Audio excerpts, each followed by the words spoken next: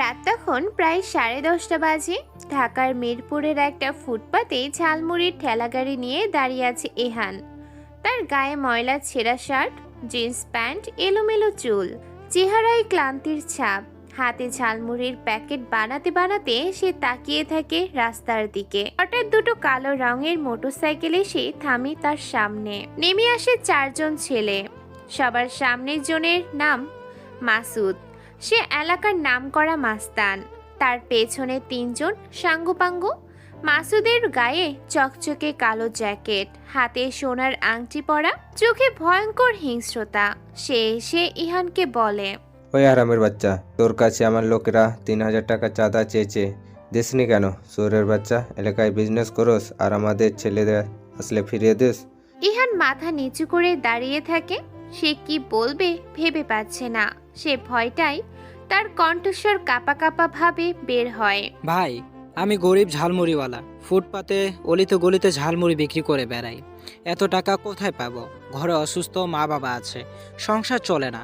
তার উপর যা টাকা পাই তা দিয়ে দোকানের জিনিস কিনি, আর যা বাঁচে তা দিয়ে সংসার চলে। ভাই, এত টাকা কিভাবে দিব? চুপ সালা, খাঙ্গের পোলা, টাকা দে। তোর জারিস গান শুনতে আসেনি জানিস না? আমি আসলে টাকা নিয়ে যাই। ভাই, টাকা নাই, মাফ কইরা দেন ভাই। তোর মাপ তোর ভিতরে ঢুকিয়ে দেবো সালা। সর সামনে থেকে, ব্যবসা তোর করা বের করছি। কথাটা বলেই মাসুদ ইহানের মুখে জোরে ঘুষি মারে। ঘুষিটা এত শক্ত হয়ে জোরে মারে যে ইহান সোজা পড়ে যায় ফুটপাতের উপর। তার ঠোঁট ফেটে রক্ত বের হয়। চারপাশে দাঁড়িয়ে থাকা মানুষগুলো দেখতে থাকে, কিন্তু কেউ এগিয়ে আসে না। এগিয়ে আসবে কিভাবে? মাসুদের লোকেরাদের কাছে অস্ত্র। কেউ এগিয়ে আসবে না, স্বাভাবিক। মাসুদের সাঙ্গপাঙ্গরা ইহানের ঠেলা গাড়ি থেকে যা কিছু টাকা ছিল সব তুলে নেয়। আজকের যা বেচা কেনা হয়েছিল 2,000 টাকার মতো, সেটা ছো মেরে নিয়ে নেয় তারা। তাহলে এত টাকা তোর কাছে? এখন থেকে 5,000 টাকা দিবি, আর 3,000 টাকা কাল সন্ধ্যার মধ্যে দিবি, নাহলে তোর দোকান সহ তোর হাত পা ভেঙে দেবো, বুঝেছিস? পথ আবার আসতে হয়, তোর খবর করে ছেড়ে দেবো। তারা হাসতে হাসতে মোটরসাইকেলে চড়ে চলে যায় সেখান থেকে। ইহান মাটি থেকে ধীরে ধীরে উঠে বসে। মুখ মুছে সে আবার তার ঠেলা গাড়ি ঠিক করে। ভ্যানের ওপরে যা ছিল সব নষ্ট হয়ে গেছে। মাসুদের লোকেরা নষ্ট করে দিয়েছে। ইহানের চোখে মুখে কোনো ক্রোধ নেই, কোনো প্রতিশোধের আগুন নেই। শুধু একটা শূন্য দৃষ্টি দিয়ে তার জিনিসগুলো দেখতে থাকে। জোরে কয়েকবার শ্বাস নেয় ইহান। 2 দিন আগে মাসুদের লোকেরা এসেছিল। সেদিন ইহান টাকা দেয়নি, তাদেরকে তাড়িয়ে দিয়েছিল। তাই আজকে মাসুদ এসেছে এখানে। আশেপাশে সবার থেকে চাঁদা তুলে ইহানের কাছে আসে। ইহান আবারও না করে দেয়, ফলে আজকে সে মার খেয়েছে। সে ঠেলা গাড়িটা ধরে দাঁড়িয়ে আছে।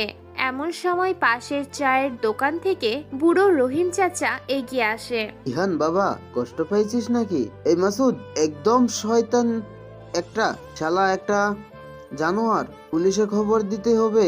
সব সময় আমাদের মতো গরিবদের উপর নির্যাতন করে। চাচা, পুলিশ কি আর আমাদের মতো গরিবের কথা শুনবে? তারাও তো মাসুদের দলে। আমাদের মতো মানুষের কেউ না থাকলেও আল্লাহ আছে। রহিম চাচা দীর্ঘশ্বাস ফেলে চলে যায় সেখান থেকে। ইহান তার ঠেলা গাড়ি ঠেলে রাস্তায় নামে, কিন্তু তার চোখের দৃষ্টি পাল্টে যায়। যে চোখে আগে শূন্যতা ছিল, এখন সেখানে একটা ঠান্ডা শীতল হিংস্রতা নেমে আসে। ঠোঁটের কোণে হালকা একটা হাসি খেলে যায় ওর, যে হাসিতে কোনো শব্দ হয় না। রাত প্রায় 12টা বাজছে। ইহান তার তাড়া করা ছোট্ট রুমে ফিরে আসে। বস্তির পাশে একটি এলাকায় তার বাড়ি। রুমটা একতলায়, স্যাঁতস্যাঁতে, দেয়ালে ছাই রঙের পেন্ট উঠে গেছে। একটা খাট, একটা টেবিল, একটা চেয়ার আছে রুমে, কিন্তু যে মুহূর্তে সে দরজা বন্ধ করে, সেই মুহূর্তে তার পুরো ব্যক্তিত্ব বদলে যায়। সে শব্দ করে হেসে সোজা হয়ে দাঁড়ায়। কাঁধ সোজা হয়ে যায় একদম। চোখে আসে তীক্ষ্ণ দৃষ্টির রেশ। সে ময়লা শার্ট খুলে ফেলে, পুরো যেন জিম করা বডি ওর। খাটের নিচ থেকে একটা ব্যাগ বের করে। ব্যাগ খুলতেই বেরিয়ে আসে একটা ল্যাপটপ, কয়েকটা মোবাইল ফোন আর একটা দামি পিস্তল। ইহান ল্যাপটপ খুলে বসে, তার আঙ্গুলগুলো কিবোর্ডে নাচতে থাকে অবিশ্বাস্য গতিতে। স্ক্রিনে ভেসে ওঠে কোডের পর কোড। সে হ্যাক করে ঢুকে যায় শহরের সিসিটিভি ক্যামেরার নেটওয়ার্কে, খুঁজে বের করে মাসুদের লোকেশন। মাসুদ এখন তার আড্ডায় মিরপুর 10-এর একটা পুরনো বিল্ডিংয়ে 3 তলায় বসে মেয়ে নিয়ে ফুর্তি করছে। ইহান হালকা হাসি শব্দ করে, হাসির শব্দ রিপিট হয় হার ছোট্ট রুমে। তারপর একটা নম্বরে কল করে ও। জাহিদ, কাজ আছে, আজ রাতেই শেষ করতে হবে কাজটা। ফোনের ওপাশ থেকে একটা ভারী কণ্ঠস্বর আসে। সে দ্রুত রিপ্লাই দেয়। বস, টার্গেট কে? পরিচয় পাঠিয়ে দেন। ওর নাম মাসুদ, মিরপুর 10-এ আছে। আর হ্যাঁ, একটা মেসেজ পাঠাতে হবে সবার কাছে। এলাকায় যারা মাস্তানি করে তারা যেন বুঝতে পারে কে আসল বস, কে এই শহরের রাজা। বুঝেছি বস, 20 মিনিটের মধ্যে হয়ে যাবে। আপনি লোকেশন সেন্ড করে দেন, আমি কাজ শেষ করে আপনাকে জানাবো। ইহান ফোন কেটে দেয়। তারপর পাশে আরেকটা মোবাইল তুলে নেয়। এটা তার সিক্রেট ফোন। এই ফোন দিয়ে সে পুরো শহরের আন্ডারওয়ার্ল্ড কন্ট্রোল করে। সে মেসেজ পাঠায় তার টিমের কাছে। তবে ওর টিমের লোকেরা যারা জানে না যে তাদের বস আসলে কে, তারা শুধু জানে বসের একটা কোড নাম আছে, আর সেটা শ্যাডো কিং। রাত 1:30 বাজলো। মাসুদ তার আড্ডায় বসে মদ খাচ্ছে। পাশে সব মেয়েরা পড়ে আছে নেশা করে। তার চারপাশে 5-6 জন সাঙ্গপাঙ্গ।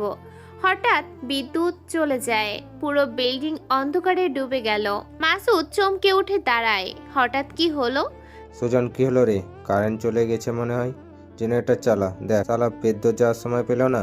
সুজন নামের একটা ছেলে উঠে দাঁড়ায়। সে জেনারেটর চালানোর জন্য দরজার কাছে যায়, কিন্তু জেনারেটর চালু হওয়ার আগেই দরজা ভেঙে ভেতরে ঢুকে আসে কয়েকজন কালো পোশাক পরা মানুষ।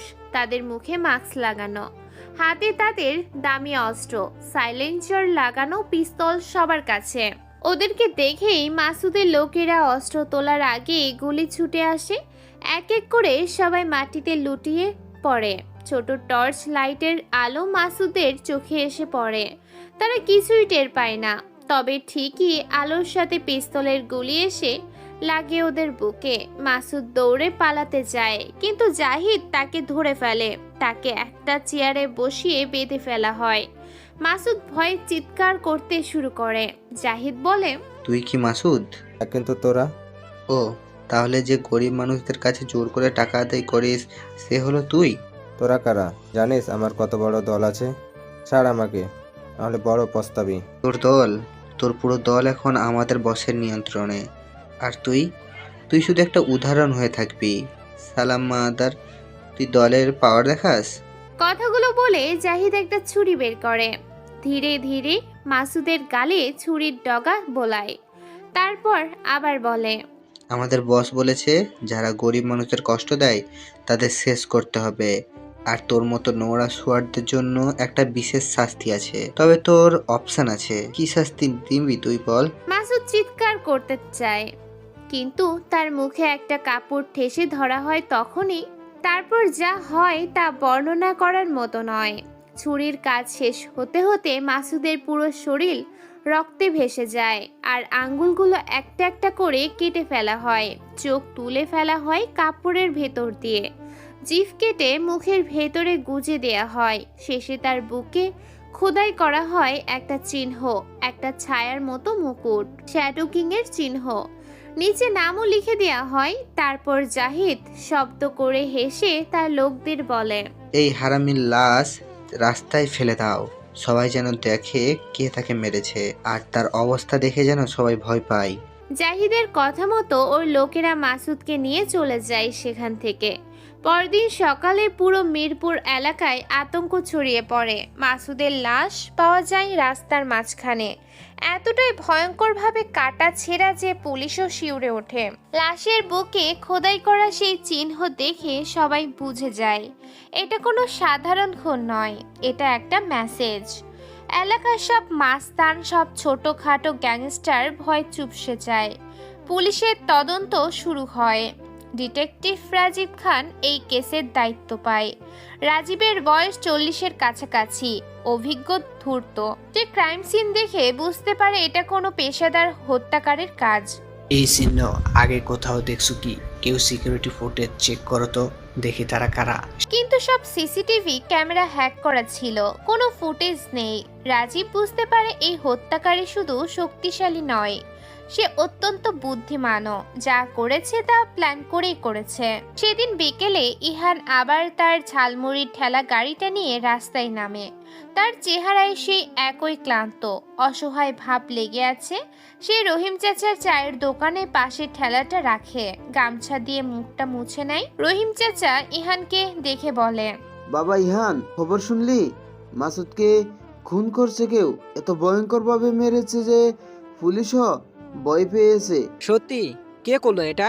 কে জানে, তবে এলাকায় বলা বলি হচ্ছে কোনো এক হেড্রো কিং নাকি এসেছে শহরে, সব মাস্তানদের শেষ করে দিবে।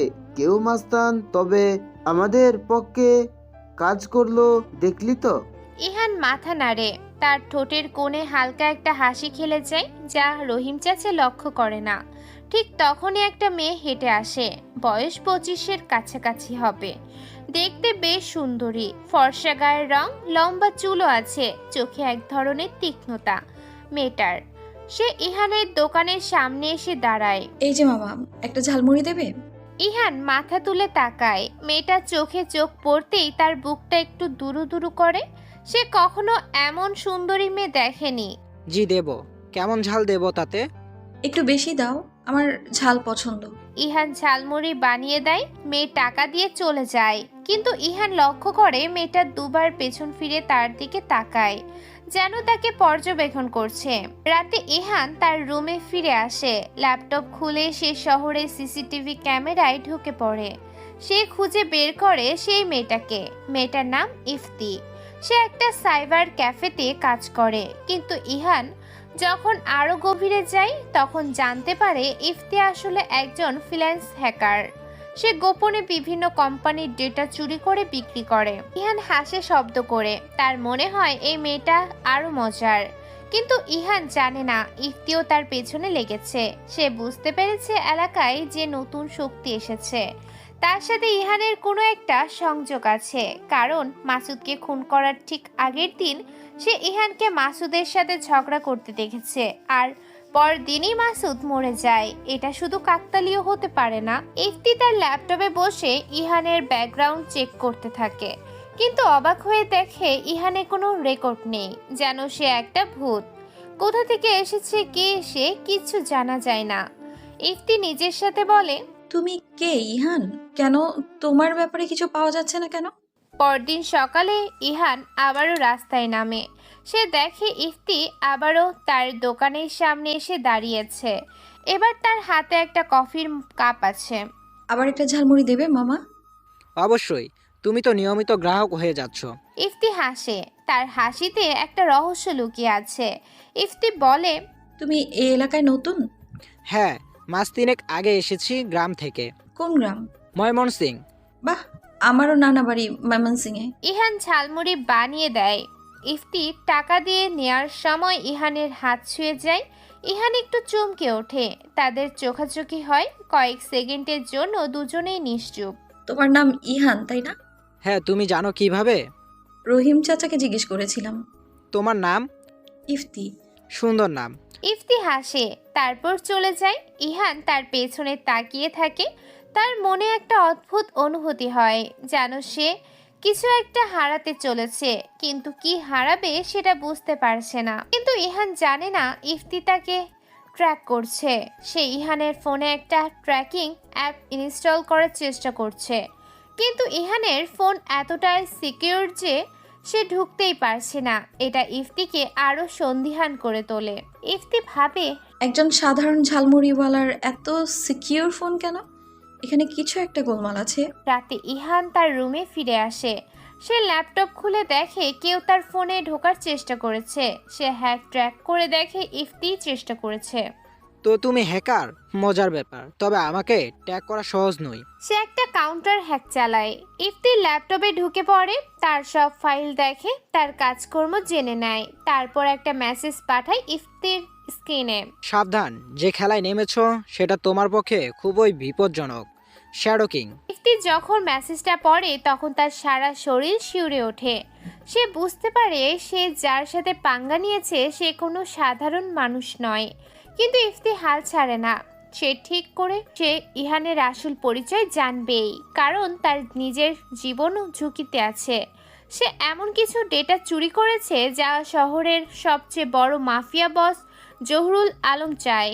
আর যদি সে সেই ডেটা না দেয় তাহলে তাকেও মাসুদের মতো করে মারা হবে।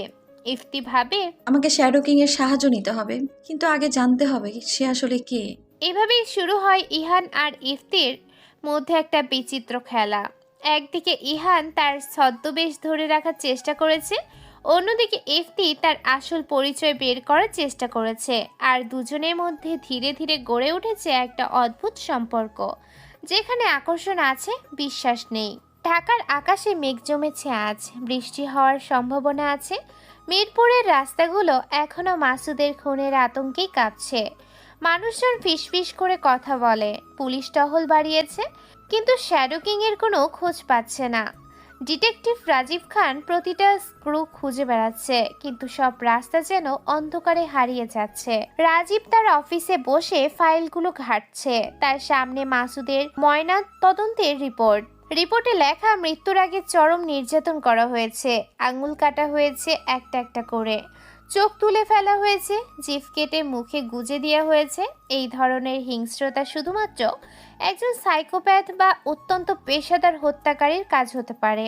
রাজীব একটা সিগারেট ধরায়। তার মনে হচ্ছে এই শহরে একটা নতুন ব্যক্তি এসেছে, এমন শক্তি যা আগে কখনো কারোর ভেতরে ছিল না। আগের গ্যাংদের থেকেও এমন কাজ কেউ করবে সে সবার থেকে জেনেছে, কেউ না। শ্যাডো কিং, কে তুমি? কোথা থেকে এলে? তার সহকারী ইন্সপেক্টর ফারুক ঘরে ঢোকে। সে এসে বলে, স্যার, একটা খবর আছে।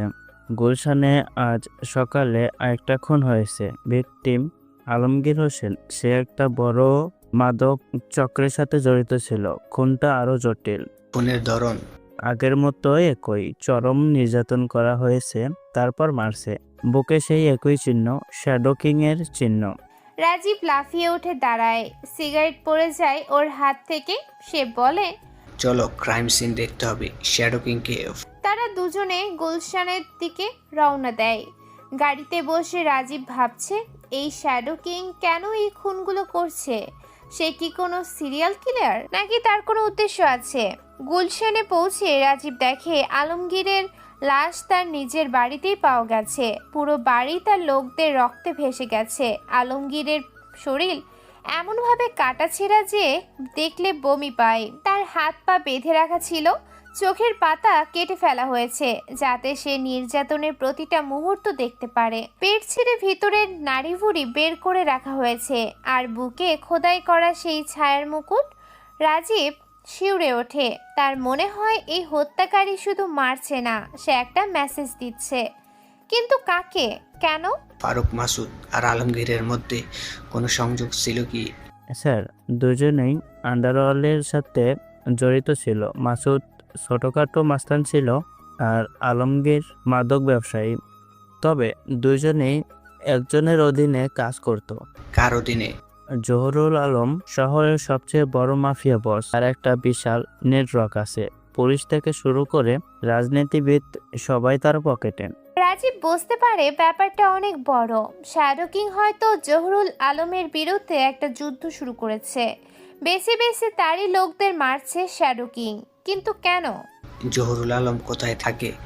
বনানীতে তার একটা বিশাল বাংলো আছে, কিন্তু স্যার আমরা তার কাছে যেতে পারবো না। তার অনেক বড় সংযোগ আছে, উপর থেকে অর্ডার আসবে আমাদের থামার। দেখি আগে আরো তথ্য সংগ্রহ করি। অন্যদিকে ইহান তার ঝালমুড়ির দোকান গুটিয়ে নিচ্ছে। সন্ধ্যা নেমে এসেছে। হঠাৎ ইফতি এসে তার সামনে দাঁড়ায়। আজ তার পরনে নীল রঙের একটা শাড়ি, চুলগুলো খোলা, চোখে একটা বিশেষ আবেদন দেখা যায়। ইহান, আমার সাথে একটু কথা বলবে? অবশ্যই, বলো। এখানে নয়, কোথাও শান্ত জায়গায় যাবে। ইহান একটু ভাবে, তারপর মাথা নাড়ে। চলো, কাছে একটা পার্ক আছে। দুজনে হাঁটতে থাকে। পার্কে পৌঁছে একটা বেঞ্চে বসে। চারপাশে নিস্তব্ধতা, শুধু দূরে কয়েকটা বাচ্চা খেলছে। ইহান, তুমি কে আসলে? ইফতির হঠাৎ এমন প্রশ্নে ইহান চমকে তাকায়। সে দ্রুত বলে, মানে আমি তো ঝালমুড়িওয়ালা। না, তুমি সাধারণ ঝাড়মুড়িওয়ালা নও, এটা আমি জানি। তুমি কি করে জানো? আমি জানি তুমি একজন হ্যাকার, একজন খুব দক্ষ হ্যাকার। কারণ আমার ফোনে যে অ্যাকাউন্টের কাউন্টার হ্যাক চালানো হয়েছে, সেটা কোনো সাধারণ মানুষের পক্ষে সম্ভব নয়। ইহান নিশ্চুপ থাকে, তার চোখে কোনো প্রতিক্রিয়া নেই। আর আমি এটাও জানি তুমি শ্যাডো কিং, তুমি মাসুদ আর আলমগীরকে মেরেছো। ইহান হালকা হাসে, তারপর ধীরে ধীরে বলে, প্রমাণ আছে? না, কিন্তু আমার ইন্টেনশন আছে, আর আমার ইনটুইশন কখনো ভুল হয় না। তাহলে তুমি পুলিশে খবর দিচ্ছ না কেন? কারণ আমার তোমার সাহায্য দরকার। কেন? কারণ আমি মুসিবতে পড়েছি। জহুরুল আলম আমার পেছনে লেগেছে। আমি তার একটা ডেটা চুরি করেছি, এখানে তার সব অবৈধ ব্যবসার হিসেব আছে। সে আমাকে খুঁজছে, আর যদি পেয়ে যায় তাহলে সে আমায় মেরে ফেলবে। ইহান তাকে এক দৃষ্টে তাকিয়ে থাকে, তার মনে নানা চিন্তা খেলে যাচ্ছে। তুমি কেন চুরি করেছিলে ডেটা? টাকার জন্য। আমি একজন ফ্রিল্যান্স হ্যাকার। বিভিন্ন মানুষ আমাকে টাকা দিয়ে ডেটা চুরি করতে বলে, কিন্তু এবার আমি ভুল মানুষের সঙ্গে পাঙ্গা নিয়ে ফেলেছি। ডেটা কোথায়? আমার কাছে একটা পেন ড্রাইভে, কিন্তু আমি জানি না কি করব। যদি পুলিশে দিই তাহলে জহিরুল আলমকে পুলিশ কিনে নেবে, আর যদি না দিই তাহলে সে আমাকে মেরে ফেলবে। তুমি আমার কাছে কেন এসেছো? কারণ তুমিই একমাত্র মানুষ যে জহুরুল আলমের বিরুদ্ধে লড়তে পারবে। তুমি শ্যাডো কিং, তুমি ইতিমধ্যেই তার লোকজনকে মেরে ফেলেছো, তুমি তাকেও শেষ করতে পারবে। ইহান চুপ করে থাকে, তারপর ধীরে ধীরে বলে, আমি তোমাকে সাহায্য করতে পারি, কিন্তু একটা শর্তে। শর্ত? তুমি আমার পরিচয় কাউকে বলবে না, কখনো না। প্রমিস করছি। ঠিক আছে, তোমার পেন ড্রাইভ আমাকে দাও, আমি দেখি কি করা যায়। ইফতি তার ব্যাগ থেকে পেন ড্রাইভটা বের করে ইহানের হাতে দেয়। ইহান পেন ড্রাইভটা পকেটে রাখে। তুমি নিরাপদ কোথাও থাকো, কারোর সাথে মেলামেশা করো না। আমি তোমাকে একটা নম্বর দিচ্ছি, জরুরি কিছু হলে এই নম্বরে কল করবে। ইহান একটা কাগজে একটা নম্বর লিখে ইফতিকে দেয়। ইফতি নাম্বারটা নিয়ে উঠে দাঁড়ায়, কিন্তু যাওয়ার আগে একবার ইহানের দিকে তাকায়। ইহান, তুমি কেন এইসব করো? কেন তুমি মাসুদ আর আলমগীরকে মেরেছো? কারণ তারা অপরাধী ছিল, তারা গরিব মানুষদের কষ্ট দিত, আর আমি শুধু ন্যায় বিচার করছি। ইহান হাসে, তার হাসিতে একটা তিক্ততা আছে। সুপারহিরো না, আমি শুধু একটা ছায়া মানব হতে পারি, যে অন্ধকারে থাকে আর অন্ধকারেই কাজ করে। ইফতি চলে যায়। ইহান বেঞ্চে বসে থাকে, তার মনে নানা চিন্তা ঘুরপাক খাচ্ছে। সে জানে ইফতিকে সাহায্য করা মানে জহুরুল আলমের সাথে সরাসরি যুদ্ধে নামা, আর সেটা খুবই বিপজ্জনক। কিন্তু ইহান ঠিক করে সে এই যুদ্ধে নামবে, কারণ জহুরুল আলম এই শহরের সবচেয়ে বড় দুর্নীতিবাজ। সে হাজার হাজার মানুষের জীবন নষ্ট করেছে, আর এখন সময় এসেছে তার শেষ করার। রাতে ইহান তার রুমে ফিরে আসে। সে পেনড্রাইভটা ল্যাপটপে লাগায়, ভেতরে দেখে বিশাল পরিমাণ ডেটা। জহুরুল আলমের সব অবৈধ ব্যবসার হিসাব, মাদক চোরাচালান, মানুষ পাচার, চাঁদাবাজি, খুন, সব কিছুরই বিস্তারিত তথ্য। এই ডেটা দিয়ে জহিরুল হক আলমকে শেষ করা যাবে, কিন্তু সরাসরি পুলিশে দিলে কাজ হবে না। জহিরুল আলমের পুলিশের অনেক লোক আছে। সে ভাবে কিভাবে এই ডেটা ব্যবহার করবে। তারপর একটা প্ল্যান মাথায় আসে। সে ডেটাগুলো কপি করে, একটা কপি পাঠায় দেশের সবচেয়ে বড় সাংবাদিক রাফি হোসেনের কাছে। রাফি সৎ নির্ভীক, সে এই ডেটা পেলে অবশ্যই প্রকাশ করবে। আরেকটা কপি পাঠায় র্যাবের একজন সৎ অফিসার মেজর ইমরানের কাছে। ইমরান দুর্নীতির বিরুদ্ধে লড়াই করে, সে এই ডেটা পেলে জহুরুল আলমের বিরুদ্ধে অ্যাকশন নেবে। আর তৃতীয় কপি পাঠায় একটা আন্তর্জাতিক নিউজ এজেন্সির কাছে, যাতে ব্যাপারটা বিদেশেও ছড়িয়ে যায়। এবার তুমি পালাতে পারবে না জহিরুল আলম। পরদিন সকালে শহর জুড়ে আলোড়ন সৃষ্টি হয়। রাফি হোসেন তার টিভি চ্যানেলে জহুরুল আলমের অপরাধের ডেটা প্রকাশ করে। বিস্তারিত সব তথ্য, সব প্রমাণ। পুরো দেশ হতবাক হয়ে যায়। মানুষ রাস্তায় নেমে আসে। জহুরুল আলমের বিরুদ্ধে প্রতিবাদ শুরু হয়। জহুরুল আলম তার বনানীশ বাংলোতে বসে সব খবর দেখছে। তার মুখ রাগে লাল হয়ে গেছে। সে তার সহকারী সোহেলকে ডাকে। কিভাবে এই ডেটা বাইরে গেল? কে করলো এই কাজ? বস, আমরা খোঁজ নিচ্ছি, কিন্তু মনে হয় ইফতি এই ডেটা কাউকে দিয়েছে। ইফতিকে খুঁজে বের করো, আর যে তাকে সাহায্য করেছে তাকেও। আমি তাদের জীবন চামড়া ছাড়িয়ে নেব। বস, আরেকটা খবর আছে, র্যাব আমাদের বেশ কয়েকটা গুদাম রেড করেছে, তারা মাদক আর অস্ত্র পেয়েছে। জহুরুল আলম টেবিলে মুষ্টাঘাত করে। শালা শ্যাডো কিং, সেই এই সব করেছে। সে আমার লোক মেরেছে, এখন আমার ব্যবস্থা ধ্বংস করছে। তাকে খুঁজে বের করো, যে করেই হোক। বস, আমরা পুরো শহর তার খোঁজ করছি, কিন্তু সে যেন ভূতের মতো, কোথাও তার কোনো চিহ্ন পাচ্ছি না। তাহলে ফাঁদ পাতো যে তার জন্য অপরাধীরোধ্য। সে যদি ইফতিকে সাহায্য করে থাকে তাহলে সে অবশ্যই তাকে বাঁচাতে আসবে। ইফতিকে খুঁজে বের করো, তাকে আমার কাছে আনো, তাকে টপ হিসেবে ব্যবহার করব। সোহেল মাথা নেড়ে বেরিয়ে যায়। জহুরুল আলম জানালার দিকে তাকায়, তার চোখে ঠান্ডা হিংস্রতা। শ্যাডো কিং, যেই তুমি হও, তুমি আমার সাথে ভুল করেছো। আমি তোমাকে এমনভাবে শেষ করব যে তুমি মরতেও চাইবে কিন্তু মরতে পারবে না। অন্যদিকে ডিটেকটিভ রাজীব খান এইসব ঘটনা দেখে বুঝতে পারছে একটা বড় ঝড় আসছে। শ্যাডো কিং আর জহুরুল আলমের মধ্যে একটা যুদ্ধ শুরু হতে যাচ্ছে, আর এই যুদ্ধে পুরো শহর জড়িয়ে পড়বে। আমাকে শ্যাডো কিংকে সেটা জানতে হবে, তা না হলে এই যুদ্ধে অনেক নিরাপদ মানুষ মারা যাবে। সে তার টিম নিয়ে তদন্ত শুরু করে, কিন্তু প্রতিটা ক্রু তাকে অন্ধকার করে নিয়ে যাচ্ছে, যেন শ্যাডো কিং সত্যি একটা ছায়া যাকে ধরা যায় না। ইহান তার রুমে বসে সব ঘটনা মনিটর করেছে, দেখছে তার পরিকল্পনা কাজ করছে। জহুরুল আলম কোণঠাসা হয়ে পড়ছে, কিন্তু সে এটাও জানে জহুরুল আলম সহজে হার মানবে না। সে পাল্টা আক্রমণ করবে, আর সেটা খুবই ভয়ঙ্কর হবে। এখন সর্বোচ্চ বড় চ্যালেঞ্জ হলো ইফতিকে রক্ষা করা। জহিরুল আলম অবশ্যই তাকে খুঁজবে। সে ইফতিকে কল করে, কিন্তু ফোন বন্ধ। ইহান টেনশন অনুভব করে। সে তার ল্যাপটপে ইফতির ফোন ট্র্যাক করার চেষ্টা করে, কিন্তু ফোনটা সুইচ অফ। কোথায় তুমি ইফতি? ঠিক তখনই তার ফোনে একটা মেসেজ আসে। একটা অজানা নম্বর থেকে মেসেজটা খুলতেই ইহান শিউরে ওঠে। তোমার বান্ধবী আমার কাছে আছে, যদি তাকে ফিরে পেতে চাও তাহলে আজ রাতে মিরপুর ড্রাইং রাইডে আসবে। একা আসবে, পুলিশ বা কাউকে নিয়ে এলে তাকে মেরে ফেলবো। মেসেজের সাথে একটা ছবি আছে। ছবিতে ইফতি, তার হাত পা বাঁধা, মুখে টেপ লাগানো, চোখে ভয় দেখা যায়। শালা তোর সাহস তো কম না। সে জানে এটা একটা ফাঁদ।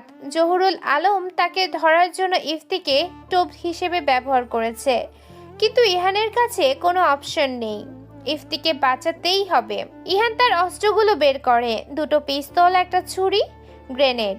সে জানে আজ রাতে যা হবে সেটা হবে একটা রক্তক্ষয়ী যুদ্ধ, কিন্তু ইহান একা যাবে না। সে তার গোপন টিমকে মেসেজ পাঠায়। আজ রাতে বড় অপারেশন, সবার রেডি থাকবে। শ্যাডো কিং এর শেষ যুদ্ধ হতে যাচ্ছে। রাত নামে ঢাকার আকাশে, অন্ধকার ঘন হয়ে আসে। মিরপুর ডকইয়ার্ড নির্জন, ভয়ঙ্কর। পুরনো জাহাজে ধ্বংসাবশেষ, মরিচা পড়া কন্টেইনার, চারপাশে নিস্তব্ধতা। ইহান তার কালো হুডি পরে সেখানে পৌঁছায়। তার মুখে মাস্ক, হাতে পিস্তল, চোখে হিম শীতল দৃষ্টি। আজ রাতে সে শুধু ইহান নয়, সে শ্যাডো কিং। সে ডকইয়ার্ডে ঢোকে, চারপাশে তাকায়। হঠাৎ লাইট জ্বলে ওঠে। দেখা যায় জহুরুল আলম দাঁড়িয়ে আছে, তার পেছনে 20-30 জন সন্ত্রাসের লোক, আর মাঝখানে বাধা ইফতি। জহুরুল আলম হাসে, তার হাসি শয়তানের মতো। স্বাগতম শ্যাডো কিং, অবশেষে তুমি বের হয়ে এলে। ইফতিকে ছেড়ে দাও। অবশ্যই ছেড়ে দিব, কিন্তু তার আগে তোমাকে মরতে হবে। চেষ্টা করে দেখো। জহুরুল আলম তার লোকদের দিকে তাকায়। মেরে ফেল শালাকে। আর ঠিক তখনই শুরু হয় সেই রক্তক্ষয়ী যুদ্ধ, যা এই শহর কখনোই ভুলবে না। গুলি ছুটতে শুরু করে। ডকইয়ার্ডে প্রতিধ্বনিত হয় গুলির শব্দ। ইহান দ্রুত একটা কন্টেইনারের পেছনে লুকিয়ে পড়ে, তার চোখ ঠান্ডা, হিসাব করা। প্রতিটা মুঠ পরিকল্পিত।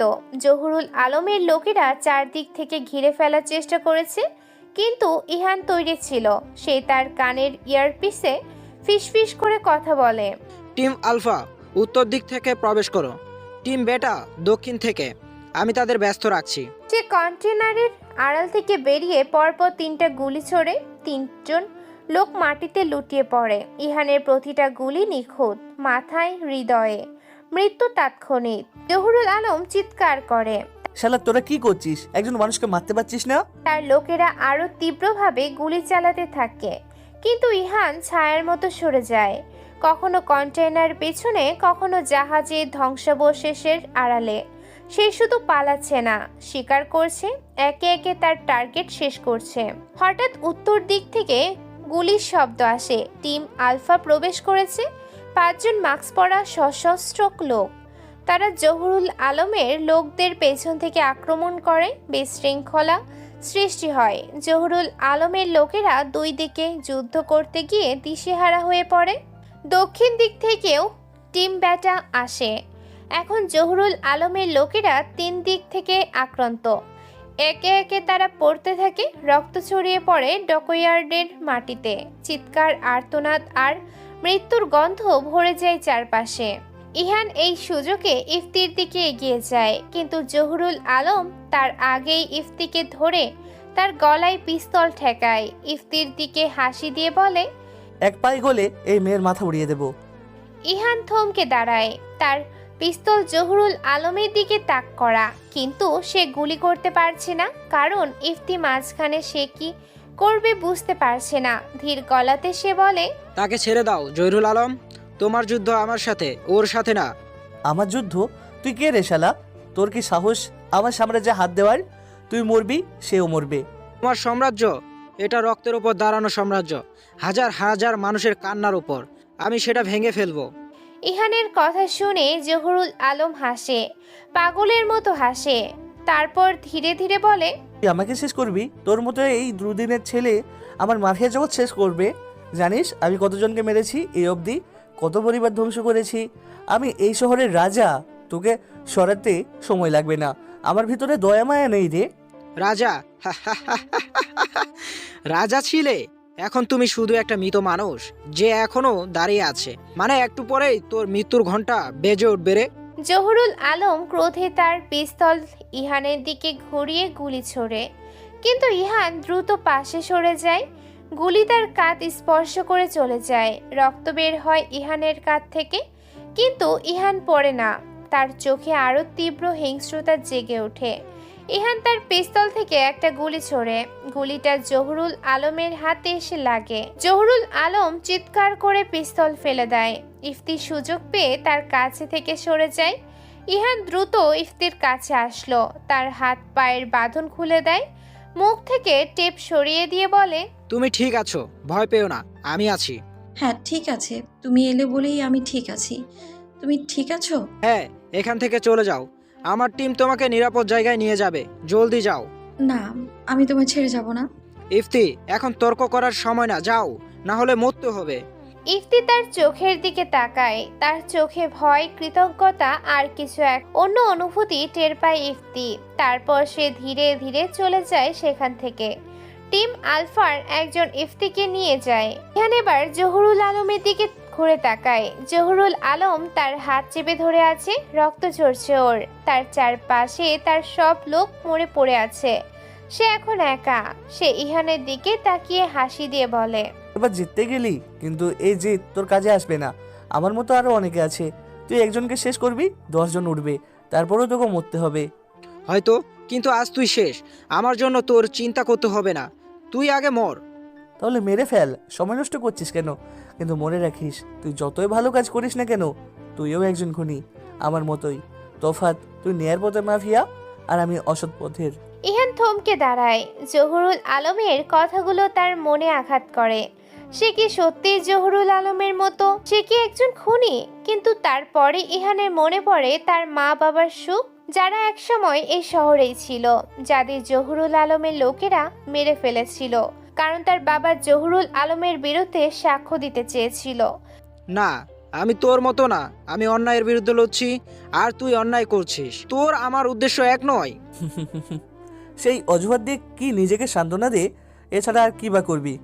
ইহান তার পিস্তল তাক করে, কিন্তু সে গুলি করে না। সে ভাবছে, তারপর সে পিস্তল নামিয়ে নেয়। আমি তোকে মারবো না, তোকে পুলিশের কাছে তুলে দিব। পুলিশ তোকে বিচার করবে, তোর সব অপরাধের প্রমাণ আছে। তুই সারা জীবন জেলে পৌঁছবি। মূর্খ, তুই আমাকে জেলে পাঠাবি, আমি বের হয়ে আসব। 2 সপ্তাহ লাগবে না, আমার অনেক লোক আছে। না, এবার তুই বের হতে পারবি না। ঠিক তখনই পুলিশের সাইরেন শোনা যায়। ডিটেকটিভ রাজীব খান তার টিম নিয়ে ডকইয়ার্ডে ঢোকে। সে চারপাশে তাকায়।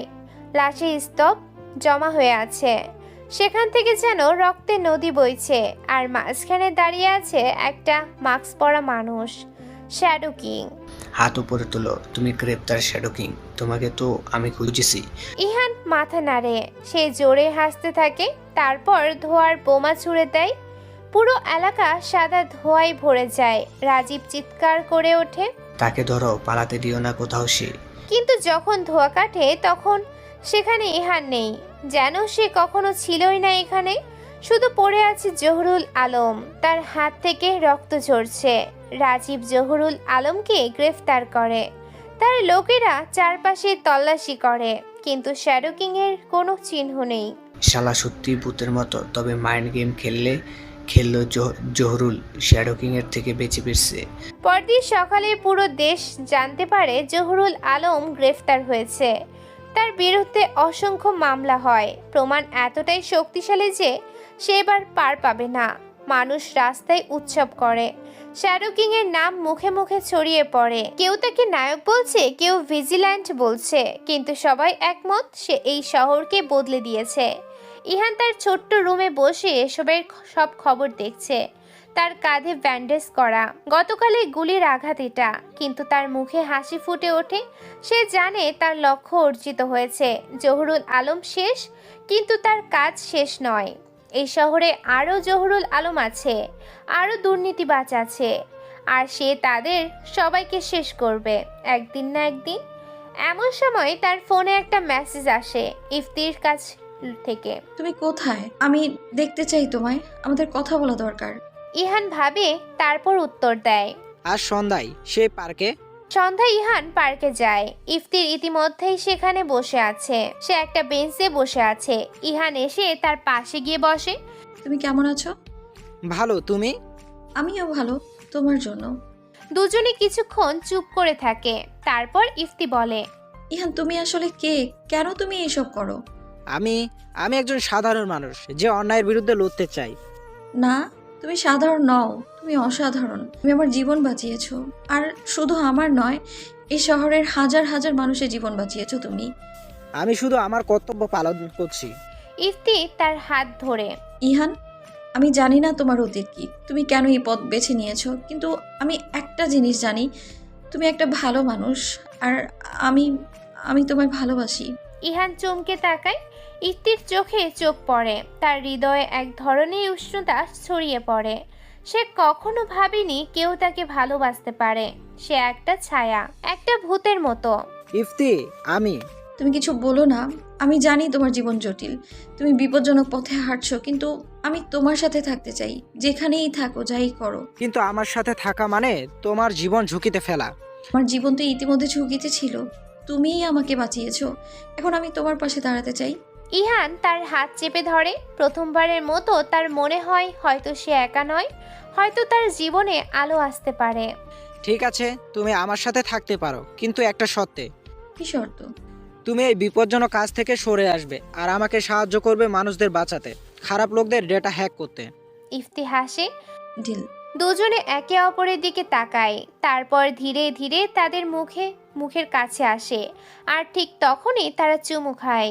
পার্কের নিস্তব্ধতায় চাঁদের আলোয় দুটো ভাঙা মানুষ একসাথে হয়, কিন্তু তারা জানে না দূরে একটা গাড়িতে বসে কেউ তাদের দেখছে। ডিটেকটিভ রাজীব খান, তার হাতে একটা ক্যামেরা, সে ইহানের ছবি তুলছে। তো তুমি শ্যাডো কিং, ইহান জালমুরিওয়ালা, চমৎকার ছদ্মবেশ। তার পাশে বসা ইন্সপেক্টর ফারুক বলে, স্যার, তাকে গ্রেপ্তার করব?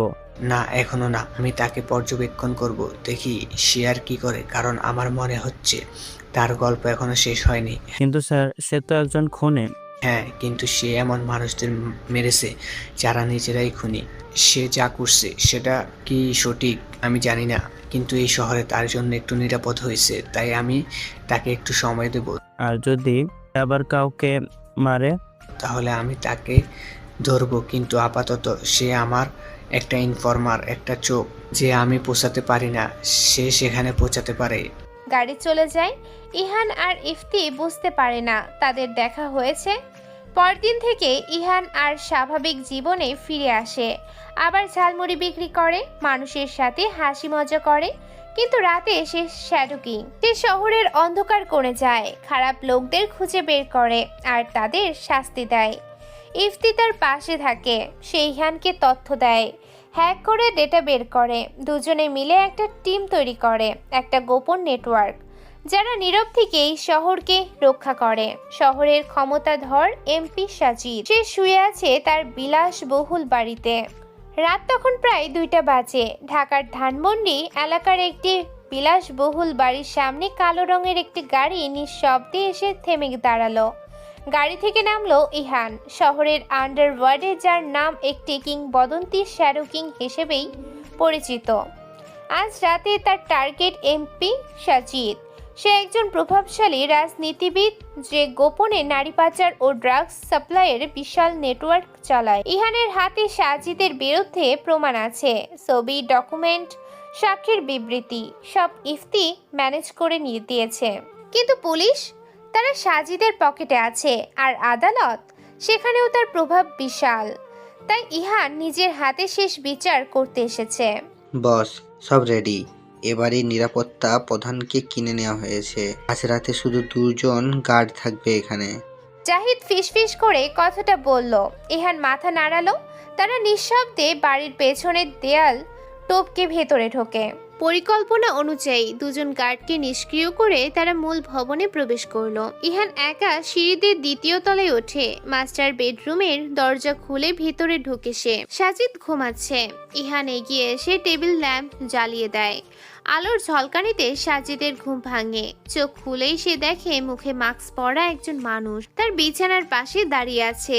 ইহানের হাতে একটা ধারালো ছুরি। তুমি কে? শ্যাডো কিং না তুই? হ্যাঁ, আমি শ্যাডো কিং। শুনেছিস নিশ্চয় আমার নাম? সাজিদের মুখ ফ্যাকাশে হয়ে গেল। এই নাম সে শুনেছে, যে মাফিয়া শুধু দুর্নীতিবাজ আর অপরাধীদের টার্গেট করে। সাজিদ বলে, দেখ, যা চাস বল। টাকা, ক্ষমতা, আমি সব দিতে পারি, শুধু এখান থেকে চলে যা। টাকা? কথাটা বলে ইহান শব্দ করে হাসলো। তারপর আবার বলে, তোর মতো মানুষ সবসময় মনে করে টাকা দিয়ে সবকিছু কেনা যায় না, কিন্তু কিছু জিনিস আছে যা টাকা দিয়ে কেনা যায়। তুমি কি চাও তাহলে? তোর জীবন। তুই কত মেয়েকে পাচার করেছিস, কত পরিবার ধ্বংস করেছিস, কত তরুণের জীবন নষ্ট করেছিস ড্রাগস দিয়ে। আমি এমপি, তুমি জানো না আমার কত ক্ষমতা? পুলিশের হেড আমার বন্ধু। জানি, সেজন্যই তো তুই এতদিন ধরা পড়িসনি। তো আজ রাতে আর পারবি না। ইহান তার ব্যাগ থেকে একটা মোটা ফাইল বের করে সাজিদের কোলে ছুঁড়ে দিল। খুলে দেখ, এখানে তোর সব অপরাধের প্রমাণ আছে। নারী পাচারের রেকর্ড, ড্রাগস সাপ্লাইয়ের হিসাব, ব্যাংক অ্যাকাউন্টের সব। সাজিদ কাঁপতে কাঁপতে ফাইল খুলল। পৃষ্ঠার পর পৃষ্ঠা তার অপরাধের প্রমাণ। তার মুখ দিয়ে কথা বের হচ্ছে না। তুমি এসব কিভাবে পেলে? তোর সংগঠনে আমার মানুষ আছে। গত 6 মাস ধরে প্রমাণ সংগ্রহ করছি। ভেবেছিলি কেউ জানে না? দেখো ভাই, আমরা একসাথে কাজ করতে পারি। তুমি যা চাও আমি দিতে পারি। আমাদের মিলে আরো বড় কিছু করা যায়। তোর সাথে কাজ? তুই জানিস না আমি কে? আমি সেই শ্যাডো যার পরিবারের বোনকে তোর মতো একজন পাচারকারী নিয়ে গিয়েছিল। আমি তাকে খুঁজে পাইনি, কিন্তু সেদিন থেকে প্রতিজ্ঞা করেছি তোর মতো প্রতিটা অপরাধীকে আমি শাস্তি দেব। সাজিদের চোখে এবার ভয়ের স্পষ্ট ছাপ ফুটে ওঠে। আমি ক্ষমা চাই, আমি সব ছেড়ে দেব। প্লিজ আমাকে একটা সুযোগ দাও। সুযোগ? তুই কি সেই মেয়েদের সুযোগ দিয়েছিলি যাদের তুই পাচার করেছিলি? যে তরুণদের জীবন ধ্বংস করেছিস তাদের সুযোগ দিয়েছিলি? আমি পুলিশ ডাকবো? ইহান তার মুখে একটা কাপড় গুঁজে দেয়। এখন আর কোনো চিৎকার কাজ করবে না। শোন, তোর অপরাধের প্রমাণ ইতিমধ্যে 3টা মিডিয়া হাউসে পৌঁছে গেছে। কালকে সকালে পুরো দেশ জানবে তুই কে ছিলি, আর তুই বেঁচে থাকবে না। সাজিদ বিছানায় বসে কাঁদতে শুরু করলো। ইহান তার হাত পা বেঁধে ফেলে। তোর কান্না আর অনুনয় এখন কোনো কাজে আসবে না। এমন সময় ইহানের ফোন বেজে উঠলো। সে দেখলো একটা SMS করেছে সে জাহিদ। বস, ডিটেকটিভ রাজীব আসছে এদিকে। আপনার হাতে 15 মিনিট সময় আছে। ইহান জানতো এমন হবে। রাকিব একজন সৎ পুলিশ অফিসার যে আজ রাতে এদিকে টহল দিচ্ছিল, কিন্তু ইহানের কাজ শেষ করতে হবে। মনে হচ্ছে আমাদের সময় কম, তাই তাড়াতাড়ি শেষ করতে হবে। ইহান তার ব্যাগ থেকে একটা ছোট শিশি বের করে। জানিস এটা কি? এটা সেই একটা ড্রাগস যা তুই তোর ড্রাগস নেটওয়ার্কে ব্যবহার করতে। হাজার হাজার তরুণ এই বিষে আসক্ত হয়েছে। আজ তুই নিজেই এর স্বাদ নিবি। না না, প্লিজ। সাজিদ মুখের কাপড় ঠেলে চিৎকার করার চেষ্টা করলো। ইহান জোর করে সাজিদের মুখ খুলে পুরো শিশি ঢেলে দেয়। সাজিদের চোখ বিস্ফোরিত হয়ে গেল। কয়েক সেকেন্ডের মধ্যে সে ভয়ানক যন্ত্রণায় ছটফট করতে শুরু করে। এই যন্ত্রণাটা অনুভব কর, ভালো লাগছে না তাই না? সাজিদ তার বাঁধা হাত দিয়ে ইহানকে ধরার চেষ্টা করে, কিন্তু তার শরীর আর সাড়া দিচ্ছে না। চোখ থেকে রক্ত বের হতে শুরু করে। তোর এই অবস্থা দেখে আমার মনে পড়ছে সেই সব শিকারদের কথা যারা তোর কারণে এভাবে ধ্বংস হয়েছে। কথাটা বলেই ইহান তার ছুরিটা সাজিদের গালের ভেতর ঢুকিয়ে দেয় জোরে। 2 মিনিট পর সাজিদের শরীর নিস্তেজ হয়ে যায়। ইহান তার নাড়ি চেক করে। সাজিদ শেষ। ইহান ওর লাশের উপর শ্যাডো কিং এর লোগো ছুরি দিয়ে বানিয়ে দেয়। তারপর সে দ্রুত নিচে নামলো। জাহিদ তার জন্য অপেক্ষা করছে। চল, রাজীব আসার আগেই বের হতে হবে। তারা যখন বাড়ি থেকে বের হলো ঠিক তখনই দূরে একটা পুলিশের গাড়ির সাইরেন শোনা যায়। ইহান এবং জাহিদ অন্ধকারে মিলিয়ে গেল। 5 মিনিট পর ডিটেকটিভ রাজীব বাড়িতে ঢুকে। দুজন অচেতন গার্ড আর উপরে একটা মৃতদেহ ছাড়া কিছুই পায় না। সে নামটাকে দেখে বলে, আবারও ইহান। রাজীব দীর্ঘশ্বাস ফেলে। সে জানে ইহানকে ধরা প্রায় অসম্ভব এবং অদ্ভুতভাবে সে নিজেও জানে যে সাজিদ আসলে একজন অপরাধী ছিল যাকে আইন স্পর্শ করতে পারেনি। ডিটেকটিভ রাজীব তাদের পর্যবেক্ষণ করতে থাকে। এভাবে দিন যায়, সপ্তাহ যায়, মাস যায়। শহর ধীরে ধীরে বদলাতে থাকে। অপরাধ কমে আসে, মানুষ নিরাপদ বোধ করে, আর সবাই জানে এটা সম্ভব হয়েছে শ্যাডো কিং এর জন্য। কিন্তু ইহান জানে তার লড়াই শেষ হয়নি।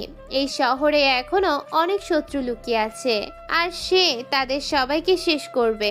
3 মাস পর সকালের আলো তখনও পুরোপুরি ছড়ায়নি শহরের রাস্তায়। ইহান তার ঝালমুড়ির ঠেলাগাড়ি নিয়ে বসে পড়ে একটা স্কুলের সামনে ফুটপাতের এক কোণে। প্লাস্টিকের জার থেকে মুড়ি, চানাচুর, পেঁয়াজ, মরিচ মিশিয়ে সে তৈরি করে তার ঝালমুড়ি। সাধারণ একজন ঝালমুড়িওয়ালা। এখনো তার ছেঁড়া জামা, ময়লা লুঙ্গি, রোদে পড়া মুখ তার। কেউ ভাবতে পারে না এই মানুষটা আন্ডারওয়ার্ল্ডের সবচেয়ে ভয়ঙ্কর নাম শ্যাডো কিং। এমন সময় দুটো বাইক আসে তীব্র গতিতে। কালো রঙের পালসার। বাইক থেকে নামে দুজন লোক। তাদের মাথা হেলমেট ঢাকা, মুখ দেখার কোনো উপায় নেই। তারা সোজা এগিয়ে আসে ইহানের দিকে। চারপাশে তখন মানুষ নেই বললেই চলে। একজন লোক পকেট থেকে বের করে একটা সাদা খাম, সেটা ছুঁড়ে মারে ইহানের কাছে। তারপর দুজনেই বাইকে চড়ে মিলিয়ে যায় ধোয়ার মতো। ইহান প্রথমে বুঝতে পারে না কিছু। হঠাৎ এখানে কি হলো, কারা আসলো, কে তাকে এমন চিরকুট দিয়ে চলে গেল। তার হাত কাঁপে। সে খামটা তুলে নেয়, আস্তে আস্তে খোলে। ভেতরে একটা কাগজ, সেখানে লেখা, হ্যালো শ্যাডো কিং ইহান, ভাবছো কিভাবে তোমার পরিচয় পেলাম? তুমি নিশ্চয়ই ইফতিকে চেনো, তোমার গার্লফ্রেন্ড। তাকে তুলে এনেছি রাতে, তাকে পিটিয়ে নির্যাতন করে তোমার আসল পরিচয় নিয়েছি। মনে আছে আমার বন্ধু সাজিদকে? তুমি তাকে মেরে ফেলেছিলে 3 মাস আগে। এবার তোমার পালা ইহান। আজ রাত 12টায় পুরনো বন্দরের গোডাউনে আসবে। একা আসবে, না হলে ইফতির লাশ পাবে টুকরো টুকরো করে। এটি তোমার পছন্দের একজন লোক, ডিআইজি রাতুল। ইহান চোখ রাগে লাল হয়ে ওঠে। তার হাতের কাগজটা সে দুমড়ে মুচড়ে দেয়। চোয়ালের মাংসপেশি শক্ত হয়ে ওঠে। সে জানে রাতুলকে, এই শহরের ডিআইজি পুলিশ, কিন্তু আসলে সে একজন মাফিয়া, নোংরা খেলার মাস্টার। বলা যায় এই শহরের প্রধান মাস্টার মাইন্ড রাতুল। ইহান সাজিদকে মেরেছিল কারণ সে ছিল শহরের সবচেয়ে বড় মাদক ও নারী পাচার ব্যবসায়ী, রাতুলের ডান হাত। ইহান উঠে দাঁড়ায়। ঠেলাগাড়ি ফেলে সে হাঁটতে শুরু করে।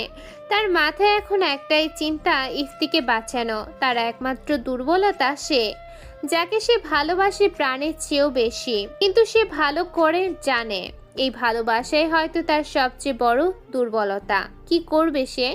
ইহান পৌঁছায় তার গোপন আস্তানায়। শহরের উপকণ্ঠে একটা পরিত্যক্ত বিল্ডিং। সেখানে সে রাখে তার অস্ত্র, তথ্য, সবকিছু। সে খোলে একটা গোপন আলমারি, বের করে 2টো পিস্তল, একটা ছুরি আর কিছু গ্রেনেড। জাহিদের কল করে সে সবকিছু জানিয়ে দেয়, আর তার মুখে তখন কোনো ভাব নেই। ঠান্ডা বরফের মতো ঠান্ডা ভাব দেখা যায়। অন্যদিকে রাতুল বসে আছে চেয়ারে, হাতে একটা সিগারেট, সামনেই পড়ে আছে মেঝেতে ইফতি। অনেক মেরেছে তাকে, দুটো আঙুল কেটে ফেলেছে রাতুল। ইফতির এতক্ষণ জ্ঞান ছিল না। ইফতি এখন চোখ খুলে তাকায়। রাতুল সেটা লক্ষ্য করে বলে, কি ব্যাপার, জ্ঞান ফিরলো?